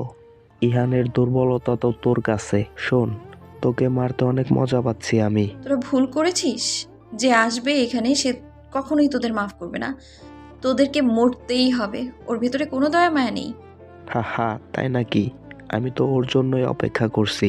আজ যতজন আসুক না কেন এখানে, বা সে একা আসুক না কেন, তাকে তো মরতেই হবে। সবকিছু সেট করে রেখেছি, পুলিশ থেকে শুরু করে সবকিছুই আছে। সে আসবে, আগে ওর সামনে তোকে মারবো নাকি তোর সামনে ওকে মারবো বুঝতে পারতেছি না। অনেক শখ তোর, তাই না? তোর মৃত্যু দেখার জন্য কেউ থাকবে না, এটা নিয়ে আফসোস হচ্ছে। চুপ। রাতুল চিৎকার করে এগিয়ে আসে, সিগারেটের গরম অংশ ইফতির হাতে চেপে ধরে। ইফতি চিৎকার করে আবার জ্ঞান হারায়। অন্যদিকে শহরের পুলিশ হেডকোয়ার্টারে বসে আছে ডিটেকটিভ রাজীব। তার সামনে খোলা একটা ফাইল, সেখানে ছবি আছে বিভিন্ন মাফিয়াদের, কিন্তু এখন সবার নামের পাশে লেখা মৃত। শেষ ৩-৪ মাসে শহর থেকে উধাও হয়েছে 10টা বড় মাফিয়া গ্রুপ। সবাই মারা গেছে একের পর এক, কিন্তু কে করছে এসব কোনো সূত্র নেই। তবে ওরা দুজন জানে কে করেছে, কিন্তু সরাসরি কোনো প্রমাণ নেই ওদের কাছে। রাজীব স্যার, আমি কিছু তথ্য পেয়েছি। ফারুক ঢোকে ঘরে, তার হাতে একটা ট্যাবলেট। রাজীব তাকায় তার দিকে, তারপর বলে, কি হয়েছে? স্যার, যত মাফিয়া মারা গেছে সবার মৃত্যুর ধরন প্রায় একই, খুবই পেশাদার। কোনো সাক্ষী নেই, কোনো প্রমাণ নেই, কিন্তু আমি একটা প্যাটার্ন খুঁজে পেয়েছি শ্যাডো কিংকে ধরার। কি প্যাটার্ন?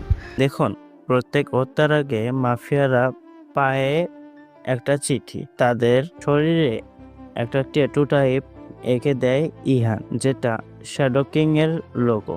তাছাড়া সবখানে সবাই একে বলে শ্যাডো কিং নামে। তবে আমরা যদি মাফিয়াদের কাছে আগেই পৌঁছে যাই, তাহলে ইহানকে ধরা সম্ভব। রাজীব উঠে দাঁড়ায়, তার চোখে জ্বলে ওঠে কৌতূহলের আগুনে। সে বলে, শ্যাডো কিং মানে এই শহরে এখন একজনই মাফিয়া বস, তবে সহজে পৌঁছানো যাচ্ছে না, কোনো প্রমাণও তো পাচ্ছি না। হ্যাঁ স্যার, আর সবচেয়ে আশ্চর্যের ব্যাপার হলো সে দিনের বেলা একজন সাধারণ মানুষ, কেউ চিনতে পারে না। আমাদের খুঁজে বের করতে হবে এই শহরে আর গোপনে মাফিয়া কে কে আছে, তবে ধরতে পারবো শ্যাডো কিংকে, যে কিনা এই শহরে সব মাফিয়াকে একাই মেরে ফেলছে। ঠিক তখনই রাজীবের ফোন বাজে। নম্বরটা অচেনা। সে রিসিভ করে। হ্যালো, কে বলছেন? আমি ডিআইজি রাতুল, আপনার সাথে দেখা করতে চাই, জরুরি। কখন? এখনই আমার অফিসে আসুন। ফোন কেটে যায়। রাজীব তাকায় ফারুকের দিকে। রাতুল কি তাহলে সব সেট করেই নামছে?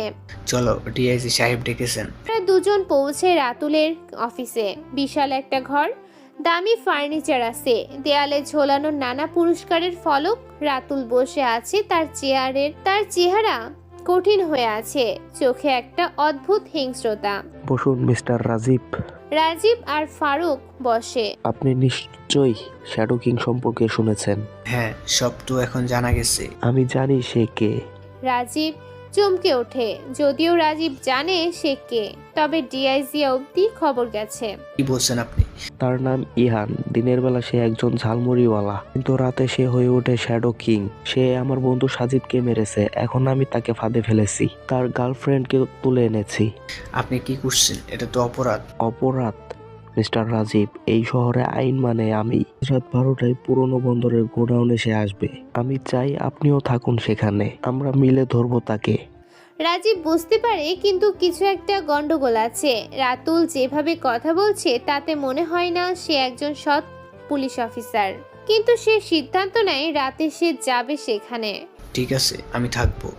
রাতুল হাসে, একটা নোংরা হাসি দেয়। সন্ধ্যা নামে শহরে। ইহান তৈরি হয়ে ওঠে, তার পরনে কালো জিন্স, কালো জ্যাকেট, মুখে একটা মাস্ক। সে জানে এই যুদ্ধ হবেই তার শেষ যুদ্ধ, হয় সে বাঁচবে নয়তো মরবে, কিন্তু ইফতিকে সে বাঁচাবেই।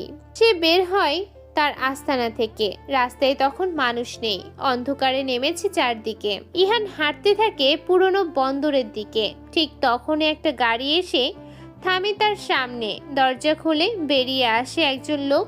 তার হাতে একটা বন্দুক। সে এসে ইহানকে বলে, শ্যাডো কিং, আমরা জানতাম তুমি আসবে। রাতুল স্যার তোমার জন্য অপেক্ষা করছে। ইহান কিছু বলে না, তার হাত দ্রুত নড়ে ওঠে। একটা ছুরি বের করে সে ছুঁড়ে মারে লোকটার দিকে, তার গলায়। লোকটা মাটিতে পড়ে যায়, রক্ত ছড়িয়ে পড়ে চারদিকে। গাড়ি থেকে আরো দুজন বেরিয়ে আসে, তারা গুলি ছোড়ে ইহানের দিকে, কিন্তু ইহান অনেক দ্রুত সরে যায়। সে লাফ দিয়ে আড়ালে চলে যায়, তারপর তার পিস্তল বের করে পাল্টা গুলি চালায়। দুটো গুলিতে দুটো লাশ পড়ে যায়। ইহান আবার হাঁটতে শুরু করে, তার চোখে এখন শুধু প্রতিশোধের আগুন। সে জানে সামনে আরো বিপদ অপেক্ষা করছে, কিন্তু সে পিছু পা হবে না। পুরনো বন্দরের গোডাউনে আসে সে। জায়গাটা বিশাল, চারদিকে মরচে পড়া লোহার কন্টেইনার, অন্ধকার, শুধু কয়েকটা টিমে বাল্ব জ্বলছে। ইহান ঢোকে ভেতরে, তার পা ফেলার শব্দ গুজরে ওঠে চারিদিকে। হঠাৎ আলো জ্বলে ওঠে, সামনে দাঁড়িয়ে আছে রাতুল, তার পাশে আছে বাঁধা ইফতি, তার মুখ ফোলা, চোখের পাশ দিয়ে রক্ত পড়ছে, জামা কাপড় সব ছেঁড়া। ইফতি, ইহানের গলা কাঁপে, কিন্তু সে নিজেকে সামলে নেয়। ওয়েলকাম শ্যাডো কিং, অবশেষে তুমি এসেছো। ছেড়ে দাও ওকে। তোমার সমস্যা আমার সাথে, ওকে কেন তুলে এনেছো? সমস্যা তোমার সাথেই। তুমি আমার বন্ধু সাজিদকে মেরেছো, এখন তোমার গার্লফ্রেন্ডকে মারবে তোমার চোখের সামনে। রাতুল তার পিস্তল বের করে, ইফতির মাথার দিকে তাক করে। না। ইহানের এমন চিৎকার শুনে রাতুল হাসতে শুরু করে, একটা পাগলের মতো হাসি দেয় সে। তুই গুলি করবি আমাকে? কর, কিন্তু তার আগে আমার আঙুল চাপ পড়বে ট্রিগারে। তোর প্রেমিকা মরবে। যদিও তাকে যে নির্যাতন করেছি মনে হয় না সে বাঁচবে। দেখ, ওর প্রতিটা আঙুলের সুন্দর নখগুলো উঠিয়ে ফেলেছি। ইহান শুধু চুপ করে দাঁড়িয়ে থাকে, তার মাথা ঘুরছে, সে কি করবে। হঠাৎ ইফতির চোখ খোলে, তার চোখে অশ্রু দেখা যায়। ইহান, তুমি এসেছো, পালাও, আমার জন্য থেকো না। চুপ, আমি তোমাকে এখান থেকে বের করে নিয়ে যাব। কিন্তু তুমি জানো রাতুল কতটা শক্তিশালী? শুধু একজন পুলিশ অফিসার নয়, সে এই শহরের সবচেয়ে বড় মাফিয়া। ইফতির কথা শুনে রাতুল আবার হাসে। সে বলে, তোর গার্লফ্রেন্ড ঠিকই বলেছে, আমি এই শহরটাকে চালাই। পুলিশ, রাজনীতি, ব্যবসা সব আমার নিয়ন্ত্রণে। আর তুই একজন ছোট্ট পোকা যে ভাবছে সে বড় কিছু। তুই যা ভাবছিস আমি তা নই। তাহলে তুই কি একজন জালমুড়িওয়ালা যে রাতে হয়ে ওঠে শ্যাডো কিং? রাতুল এগিয়ে আসে, তার চোখে এখন ক্রোধ স্পষ্ট। তুই আমার বিশ্বস্ত লোক সাজিদকে মেরেছিস। সে ছিল আমার ডান হাত, আমার ব্যবসার সব থেকে বড় ক্ষতি, আর তুই তাকে শেষ করে দিলি। এর জন্য তোকে তো শাস্তি পেতেই হবে। ঠিক তখনই গোডাউনের দরজা খুলে যায়, ঢোকে রাজীব আর ফারুক, তাদের হাতে বন্দুক। রাতুল, তুমি কি করছো? রাতুল ঘুরে তাকায়, তার মুখে বিরক্তির ভাব। তুমি এখানে কেন? পরে আসবে, তুমি যাও এখন। তুমি নিজেই তো ডেকেছিলে, বলেছিলে আমরা মিলে শ্যাডো কিংকে ধরবো। হ্যাঁ ধরবো, কিন্তু তার আগে আমার একটা ব্যক্তিগত হিসাব মেটাতে হবে। ব্যক্তিগত হিসাব? তুমি একজন ডিআইজি পুলিশ, তোমার কাজ হলো আইন মানা, আইন ভাঙা নয়। রাতুল জোরে হাসে, তবে চোখে মুখে বিরক্তির ছাপ। আইন? মিস্টার রাজীব, আইন মানে আমি। এই শহরে আমার কথাই আইন। রাজীব বুঝতে পারে রাতুল একজন দুর্নীতিবাজ পুলিশ, সে মাফিয়া। তার মাথায় তখন একটাই চিন্তা, এই পরিস্থিতি কিভাবে সামলানো যায়। ফারুক, তুমি বাইরে গিয়ে ব্যাকআপ ডাকো। স্যার, কিন্তু যাও। ফারুক দৌড়ে বেরিয়ে যায়। রাতুল তাকায় রাজীবের দিকে। তুমি একটা ভুল করেছো রাজীব, তুমি আমার খেলায় ঢুকে পড়েছো। খেলা? এটা কোনো খেলা নয়, একজন মানুষের জীবন বিপদে। যে মানুষটা শহরের সব মাফিয়াকে মেরে ফেলেছে সে কি নিরপরাধ? সে যাই হোক, তার বিচার আদালতে হবে, তোমার হাতে নয়। রাতুল এবার রাগে ফেটে পড়ে, সে তার বন্দুক ঘুরিয়ে তাক করে রাজীবের দিকে। তুমি আমাকে বাধা দেবে? হ্যাঁ। ঠিক সেই মুহূর্তে ইহান লাফিয়ে সরে যায়, তার হাত থেকে বেরিয়ে আসে একটা ছোট্ট বোমা। সে ছুঁড়ে মারে রাতুলের পায়ের কাছে, বিকট শব্দে বিস্ফোরণ, ধোঁয়া ছড়িয়ে পড়ে চারিদিকে। রাজীব আর রাতুল দুজনেই আড়ালে চলে যায়। ইহান দৌড়ে যায় ইফতির কাছে, সে তার বাঁধন কাটে। ইহান, তুমি কথা বলো না, চলো, আমাদের এখান থেকে বের হতে হবে। কিন্তু রাতুল তখন উঠে দাঁড়িয়েছে, তার মুখ রক্তাক্ত, চোখে প্রচন্ড রাগ। তুমি পালাতে পারবে না। সে গুলি ছোড়ে, একটা গুলি গিয়ে লাগে ইহানের কাঁধে। ইহান ব্যথায় চিৎকার করে ওঠে, কিন্তু থামে না। সে ইফতির হাত ধরে দৌড়াতে থাকে। রাজীব, তুমি কি দেখছো? ওকে ধরো।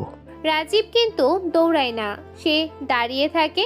তার মনে তখন নানা প্রশ্ন। শ্যাডো কিং কি সত্যি একজন অপরাধী, নাকি সে কোনো উদ্দেশ্য নিয়ে এসব করেছে?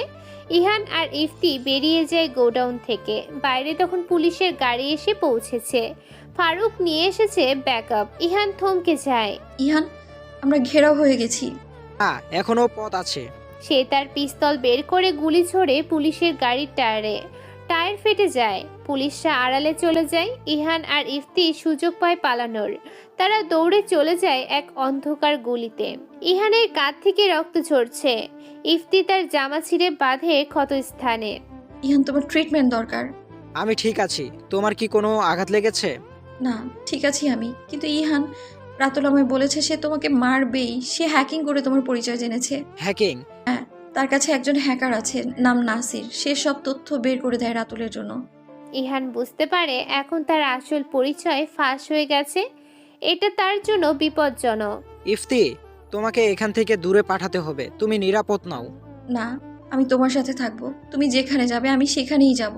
কিন্তু কোনো কিন্তু না, আমরা একসাথে লড়বো। ইহান তাকায় ইফতির চোখে, সেখানে ভালোবাসা আর ধীরতা।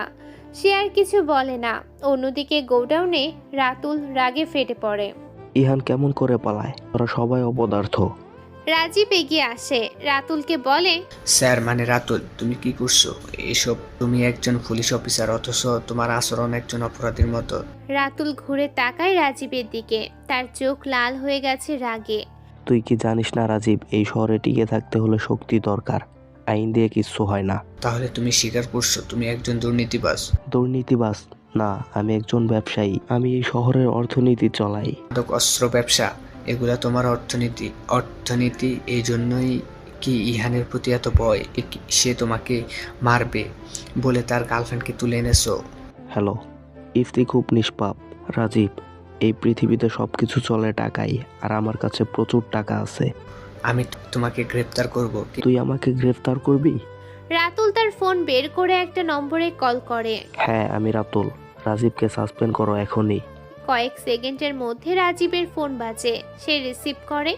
অন্য প্রান্ত থেকে বড় অফিসারের গলা শোনা যায়। কিন্তু স্যার কেন? ফোন কেটে যায়। রাজীব তাকায় রাতুলের দিকে। রাতুল হাসে, তারপর বলে, দেখলে আমার ক্ষমতা? এই শহরে আমি যা চাই তাই হয়। রাজীব চুপ করে থাকে, কিন্তু তার মনে তখন একটা পরিকল্পনা তৈরি হচ্ছে। সে জানে এভাবে সে রাতুলকে থামাতে পারবে না। তাকে অন্য উপায় খুঁজতে হবে। সে বেরিয়ে যায় গোডাউন থেকে। ফারুক দাঁড়িয়ে আছে বাইরে। স্যার, কি হলো? আমাকে সাসপেন্ড করা হয়েছে। কি? কিন্তু কেন? রাতুলের ষড়যন্ত্র এটা। কিন্তু আমরা থেমে যাব না। আমাদের শ্যাডো কিংকে খুঁজে বের করতে হবে আর জানতে হবে সে কেন এই শহরে মাফিয়াদের মারছে। কিন্তু স্যার, সে তো একজন অপরাধী।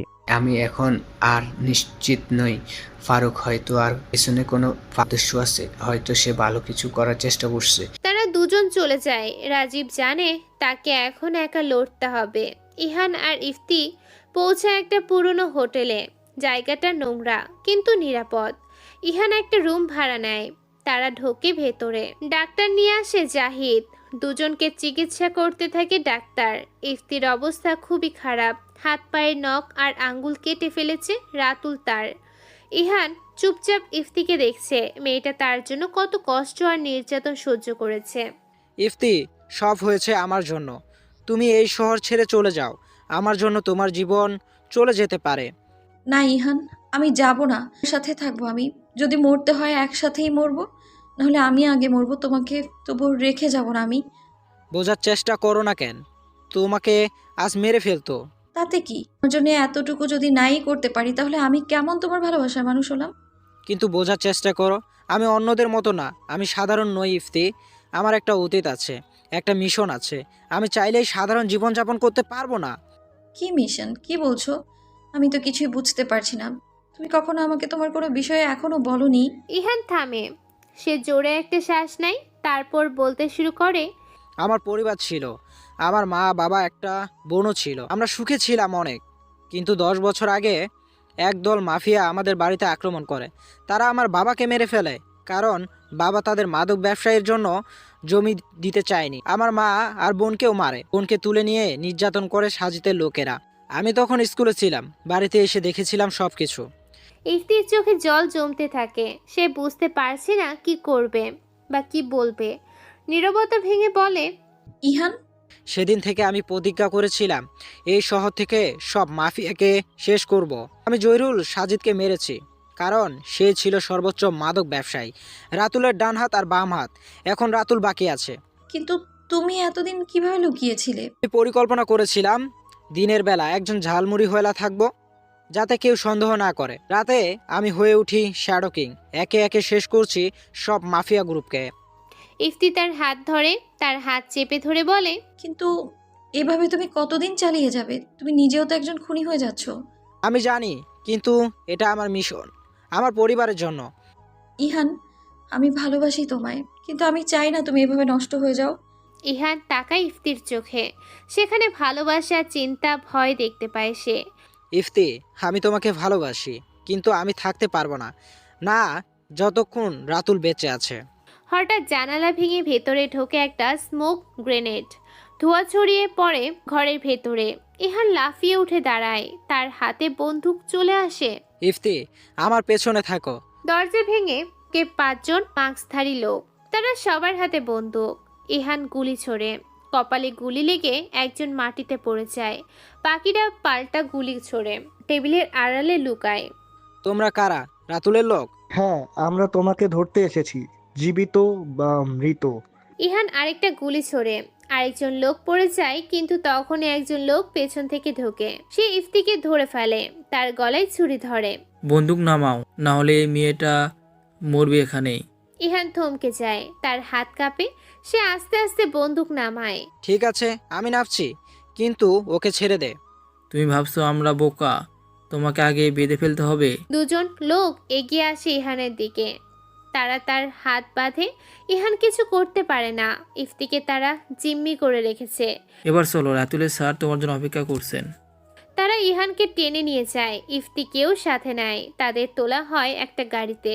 গাড়ি ছুটে চলে অন্ধকার রাস্তায়। কিছুক্ষণ পর গাড়ি থামে একটা পরিত্যক্ত কারখানার সামনে। জায়গাটা বিশাল, চারিদিকে ভাঙা যন্ত্রপাতি। মাঝখানে একটা খোলা জায়গা, সেখানে একটা চেয়ারে বসে আছে রাতুল। তার চোখে বিজয়ের হাসি। ইহানকে টেনে আনা হয় সামনে, তাকে ফেলে দেওয়া হয় মাটিতে। ইফতিকেও আনা হয়, তার হাত পেছনে বাঁধা। অবশেষে তুমি আমার কাছে, শ্যাডো কিং। ইহান মাথা তুলে তাকায়, তার চোখে ঘৃণা লেগে আছে। তুই আমাকে মারবি? তুই ইফতিকে ছেড়ে দে, ওর কোনো দোষ নেই। দোষ? দোষ তো তোর। তুই আমার সাজিদকে মেরেছিস, তুই আমার ব্যবসা নষ্ট করেছিস, এখন তোকে শাস্তি পেতে হবে। রাতুল উঠে দাঁড়ায়। সে হাঁটতে হাঁটতে আসে ইহানের কাছে, তারপর লাথি মারে তার পেটে। ইহান গড়িয়ে যায়, ব্যথায় কুকড়ে যায়। ইহান, তুমি চলে যাও। ইফতি ছুটে যেতে চায় ইহানের কাছে, কিন্তু লোক তাকে ধরে রাখে। হাতের কাটার জায়গায় পায়ের চাপ দিতে থাকে। চুপ থাক, না হলে তোকেও পেটাবো। রাতুল আবার লাথি মারে ইহানকে। লাথিটা লাগে এবার ইহানের মুখে। নাক ফেটে রক্ত বেরিয়ে আসে। তুই ভেবেছিলি তুই এই শহরে সব মাফিয়াকে মেরে ফেলবি। তুই ভুল করেছিস, আমি এখনো বেঁচে আছি, আর আমি হলাম সবথেকে শক্তিশালী মাফিয়া। ইহান কাশতে থাকে। কাশি থামিয়ে সে আবার হাসতে শুরু করলো। ইহান বলে, তুই জানিস না রাতুল, তুই শেষ, তোর দিন শেষ। কি বলছিস তুই? আমার কাছে বন্দি তুই, তোকে মারতে কয়েক সেকেন্ড লাগবে। আমি যা করছি তার একটা কারণ আছে, বিরাট একটা বড় কারণ আছে। কি কারণ? তোর পরিবারকে মেরেছিল বলে? হ্যাঁ, আমি জানি তোর ইতিহাস। আমার হ্যাকার নাসির তোর সব ইতিহাস বের করেছে। ইহান আরেকবার হাসে। এবার তার হাসিতে একটা রহস্য বের হয়। তুই সব জানিস না, তুই শুধু জানিস আমি শ্যাডো কিং, কিন্তু তুই বা কেউই জানে না আমি আসলে কে। রাতুল থমকে যায়। ইহান বলে, কি? কি মানে? কে তুই? ইহান তার পকেট থেকে বের করে একটা কার্ড, সিবিআই অফিসারের কার্ড। রাতুল চোখ বড় করে তাকায়। তার মানে ইহান আসলে একজন সিবিআই অফিসার। আমি সিবিআই অফিসার ইহান। আমাকে এই শহরে পাঠানো হয়েছিল আন্ডার কভার মিশনে। উদ্দেশ্য এই শহরের সব মাফিয়া চক্রকে ভেঙে দিতে আর তোকে ধরতে। রাতুলের মুখ থেকে সব রং উড়ে যায়। সে ভয় পায়। তার মানে সিবিআই এর কাছে রাতুলের বিরুদ্ধে সব প্রমাণ আছে। কি মানে? তো তুমি সিবিআই অফিসার? হ্যাঁ, আমি এই শহরে এসেছিলাম 2 বছর আগে, ছদ্মবেশে একজন ঝালমুড়িওয়ালা হয়ে। আমার কাজ ছিল প্রতিটা মাফিয়া গ্রুপকে চিহ্নিত করা, তারপর একে একে তাদের শেষ করা, আর সব শেষে তোকে। কিন্তু তুমি খুন করেছো, তুমি একজন অফিসার, তাহলে কেন? কারণ তোমরা খুবই শক্তিশালী ছিলে। আইনি পথে তোমাদের ধরা অসম্ভব ছিল। তোমাদের হাতে আছে টাকা, ক্ষমতা, রাজনৈতিক সংযোগ। আমাকে এই পথে বেছে নিতে হয়েছে। রাতুল পিছনে সরে যায়, তার হাত কাঁপছে। সে বুঝতে পারছে না কি করবে এখন। না, এটা হতে পারে না, তুমি মিথ্যা বলছো। মিথ্যা? তাহলে দেখো। ইহান তার জামার ভেতর থেকে বের করে একটা ছোট্ট রেকর্ডার, সেটা চালু করা আছে, গোপন ক্যামেরাও আছে। রাতুলের গলা ভেসে আসে। আমি রাতুল, আমি এই শহরের সব মাদক ব্যবসা নিয়ন্ত্রণ করি। পুলিশ, রাজনীতি সব আমার হাতে। এ আমার বিরুদ্ধে যায়, আমি তাকে শেষ করি। রাতুলের মুখ ফ্যাকাশে হয়ে যায়। এটা তার কণ্ঠস্বর, কিন্তু কখন রেকর্ড করা হয়েছিল?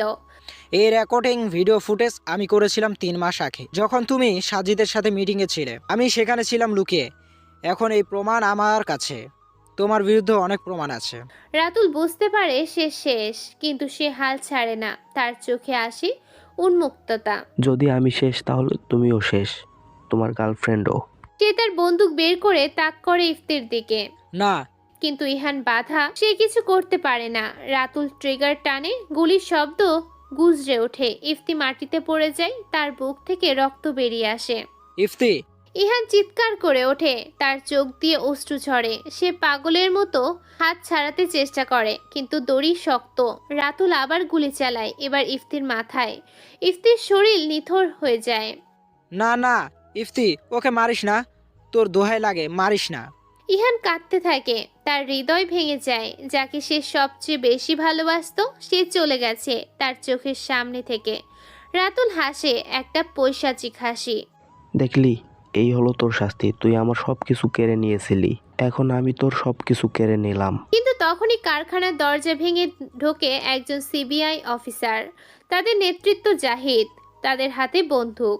রাতুল, হাত উপরে তোলো, তুই গ্রেপ্তার, নড়লে সোজা বুকে গুলি করব। রাতুল ঘুরে তাকায়, সে গুলি ছোড়ে জাহিদের দিকে, কিন্তু জাহিদও সরে গিয়ে দ্রুত সে পাল্টা গুলি চালায়। রাতুলের হাত থেকে বন্দুক পড়ে যায়। অন্য অফিসাররা ছড়িয়ে পড়ে, তারা রাতুলের লোকদের ধরে ফেলে। রাতুল পালাতে চেষ্টা করে, কিন্তু জাহিদ তাকে ট্যাকল করে ফেলে দেয়। তুই পালাতে পারবি না। রাতুলকে হাত করা পরানো হয়। জাহিদ দৌড়ে আসে ইহানের কাছে, সে তার বাঁধন কেটে দেয়। ইহান স্যার, আপনি ঠিক আছেন? কিন্তু ইহান সরে না, সে হামাগুড়ি দিয়ে যায় ইফতির কাছে, তার মাথা তুলে নেয় কোলে। রক্তে ভেজা শরীর নিথর হয়ে পড়ে আছে। ইফতি, চোখ খোল, আমি এসে গেছি, তুমি ঠিক হয়ে যাবে, চোখ খুলো। কিন্তু ইফতি আর সাড়া দেয় না, সে চলে গেছে চিরকালের জন্য। ইহান তার কপালে চুমু খায়, তারপর আকাশের দিকে তাকিয়ে চিৎকার করে, একটা বিষাদের চিৎকার। জাহিদ দাঁড়িয়ে থাকে, তার চোখেও পানি। ইহান স্যার, আমি দুঃখিত, আমরা দেরি করে ফেলেছি। দেরি? হ্যাঁ, তোমরা দেরি করেছ। আমি সব কিছু হারিয়ে ফেলেছি। আমার মিশন কমপ্লিট হয়েছে, কিন্তু আমি সব কিছু হারিয়ে ফেলেছি। ইহান উঠে দাঁড়ায়, তার চোখের শূন্যতা। সে হাঁটতে শুরু করে। রাজীব তাকে থামায়। সে বলে, ইহান স্যার, আপনি একজন নায়ক, আপনি এই শহরকে বাঁচিয়েছেন, আপনার অবদান কেউ ভুলবে না। নায়ক? আমি কোনো নায়ক নই, আমি একজন খুনি। আমি মানুষ মেরেছি।